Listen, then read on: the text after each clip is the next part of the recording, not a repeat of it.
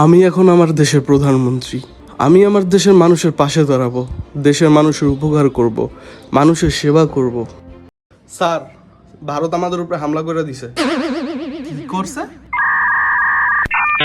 কে? ওনাদের নাকি আপনার চেহারা পছন্দ হয় না।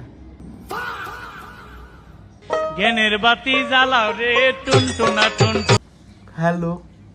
দোস্ত, তুমি নাকি প্রধানমন্ত্রী হইছো? সেই খবর ভাইয়া। হ্যাঁ, তা পার্টি টার্টি দিবা না? একটু পট টট করাও। তুই আজিমপুর কারাগারের সামনে ঘাড়া, আমি পট লয়ে আইতাছি। স্যার, পাকিস্তান থেকে একটা মেয়ের আপনার জন্য সম্বন্ধ আসছে। হ্যাঁ? আর আপনার মা বাবা রাজি।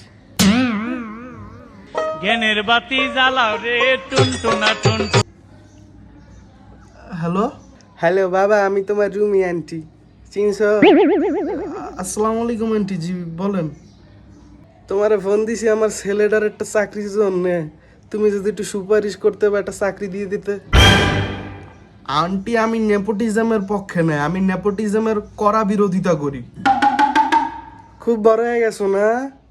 হ্যাঁ, এখন হচ্ছে যে আত্মীয় স্বজন চিনো না, আত্মীয় স্বজনের উপকার করবা না। খারাপ, তোমার মায়ের এখনই আমি ফোন দিয়া কইতাছি। আচ্ছা, আম্মুরে বলার কি আছে আন্টি? দেখেন, শোনেন আন্টি। হ্যাঁ, ছেলে বেয়াদব হয়ে গেছে। দাঁড়াও, তোমার মায়ের আমি এখনই ফোন দিতাছি। আচ্ছা আচ্ছা, আপনি আপনার ছেলের ইন্টারভিউর জন্য পাঠায়া দেন, আমি বইলা রাখতেছি। আচ্ছা বাবা, আচ্ছা, ঠিক আছে। আপনারা কিনতে ভারত বায়না দিছিল স্যার। আপনার বন্ধু আছে না তুষার ডেন্ডিঘর, ওই আপনারা বেচা দিছে। কারে বেচা দিছে?